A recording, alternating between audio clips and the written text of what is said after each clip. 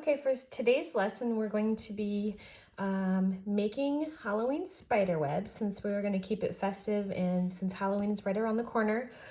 You're going to need a sheet of paper, a set of watercolors, a watercolor paintbrush. Those are the ones that are real soft bristles. They're not real stiff, but they're real light.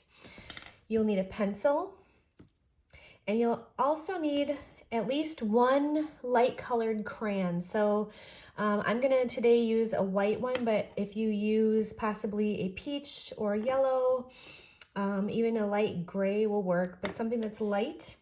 And then a circle to trace. So I'm just using a plate from home. When we're in class, what I'm gonna be using is paper plates so that we have something to trace that makes a perfect circle. So it's something that just fits the page, and that way I have a complete circle and we can make our spider web from that. The words that we're going to be covering today, the vocabulary terms, are resist painting technique and symmetry, okay? We're going to be doing radial symmetry, so it's going to be like all of the same from the center point. These are just things to keep in mind. If you by chance do not have watercolor paints at home, or you were not able to get them in time for the project, you don't have to worry about the resist painting portion of this, but you'll use your colored pencils or markers to complete the work, and that way you'll have an actual colored piece at the end, but we will have you remember the word symmetry, okay? We'll get started. So to begin, I'm gonna lay down my circle right in the center, and I'm just gonna trace it with my pencil. Very, very simple. This is the only time that you'll actually need this to start, as well as with the pencil that you're gonna use. So as you can see, I have my perfect circle. And then what you're going to do is you're going to take your crayon and you're going to draw and press. You're going to press pretty hard so that way it shows up so you can see where it is, but you are using a light colored crayon, so you may not see it too well on camera. But you're going to make a nice straight line all the way through the center. Now you can go up and down, you can go this way, but I just decided to go on a diagonal. And then what I'm going to do is I'm going to split it again, kind of like a pizza pie or a pumpkin pie, since Halloween's coming up.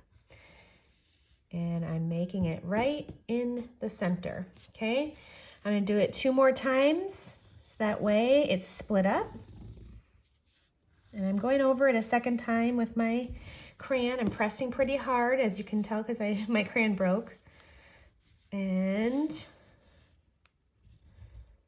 I have, it almost looks like a cut piece of pie. So, and we're gonna form the spider web, and that is where we're going to, we have to pay attention to where we are starting it. So in the middle, you're not going to make a straight line across, but you're gonna kind of curve the lines inward, okay? Like a spider web would be. So I'm going all the way around. It's almost like making a little mini smile. I'm going all the way around. And as you notice, I'm moving my paper. And I made 1 full loop around, making that U shape, okay?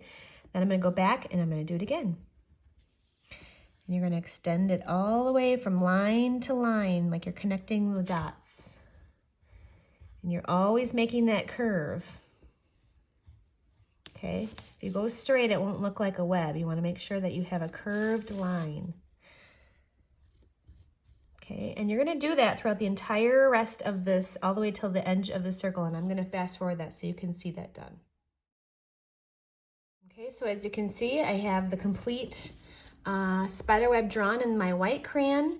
Just a reminder to make sure that your crayon lines are nice and dark. Even if it's white, you want to make sure you're pressing hard enough so that way when you put the paint on here, it's going to, this crayon oil is going to resist the paint, so that way this is going to show up. Next, what you're going to do is you're going to take your water and your paint. To get started, what you're going to want to do is you're going to wet your brush, and you're just going to dip some water into your paints. These are dried paints, so I want to make sure that when I go ahead and paint them onto my spider web, that I can make sure that my paints are nice and wet and a little bit translucent, which means you can kind of see through it, and they're not too bold. Okay, I chose to do only blue, purple, and red. You can choose to do different colors, but I thought it might be fun to try those colors first. So I'm going to start with purple, and I'm dipping some in water and some in the paints, and I'm going to just gently paint little sections of purple. Now I'm going to stay within this circle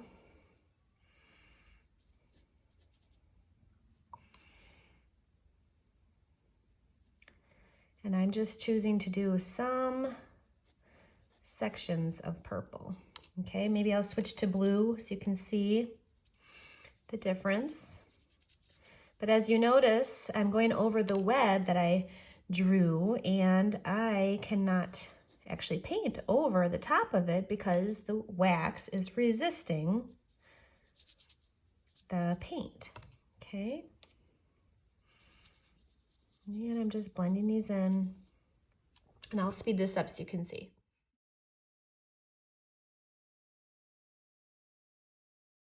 So as you can see, my spider web is complete. We'll let this dry for a moment. It won't take too long, so long as you didn't make your paper too wet. But this will dry pretty quickly, and then we'll take this next step.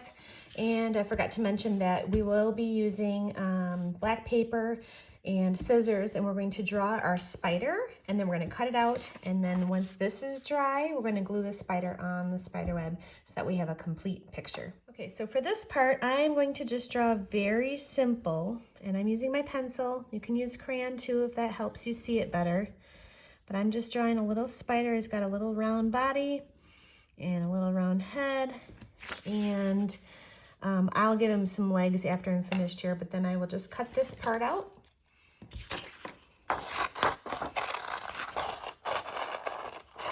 And you don't have to do it like mine. You can do just a simple circle if you'd like. Doesn't have to be anything fancy. However you want your spider to look. Okay, and then I'm going to give him some legs, and spiders have 8 legs. So if you can see, I'm just making little slits here. I did 4 of them. I'm going to cut them so they're all the same length. And then what I'll do is I'll glue them down. Maybe I'll make these a little thinner so that way I can get them to look like they fit on this little guy's body. Okay, but I'm going to do that and I'll speed it up just to show you. Okay, and there you have it. And I was able to glue down. I made my little legs a little bit skinnier so that way they are not too on top of each other. And then I have my little spider. Maybe I want it to be a girl spider. I'm going to give her some little eyelashes and a smile. Okay, you don't have to do that, but I just thought it would be kind of fun. It's kind of a fun little Halloween type of project. And you can look at your paper this way or this way. I'll keep it like this, and this is still has yet to dry. It's just a little bit damp, but I was able to still glue this down. Again, if you are not able to use your colored pencils, or I'm sorry, if you're not able to use your watercolor, go ahead and use colored pencils, and you can color in each section. So maybe you want to do a design. You could do red, purple, blue, red, purple, red, purple, blue, red, purple. So you can make it a pattern if you're going to just color it in, and you won't have to worry about the resist part. But if you do have the paints and you use your crayon, then you can kind of just see where the paint blends on its own and bleeds into the next section, and that's okay. But the key thing to remember is that we have symmetry, so that way if we flipped it, it would be the same, right? And that we have a little Halloween theme, a little spider for this week. All right, happy creating.